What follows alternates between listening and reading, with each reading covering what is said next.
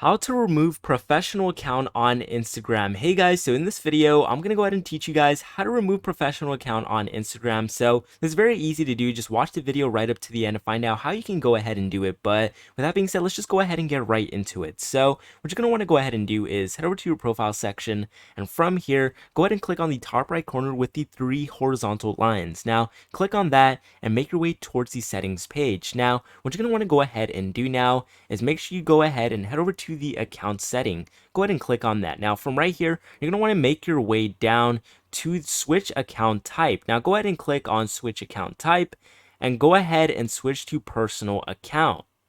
Now right here, you can actually switch to a personal account. Now it's going to switch you back to the regular Instagram account format. So just go ahead and switch to personal account. From here, it should take some time to actually switch your account type and just wait for it. And you guys can see we no longer have the professional dashboard and we now have a regular account on Instagram. So hopefully you found this helpful, guys. But with that being said, that's been it for the video. Leave a like in this video, subscribe to the channel. And with that being said, guys, I'll see you guys for the next video.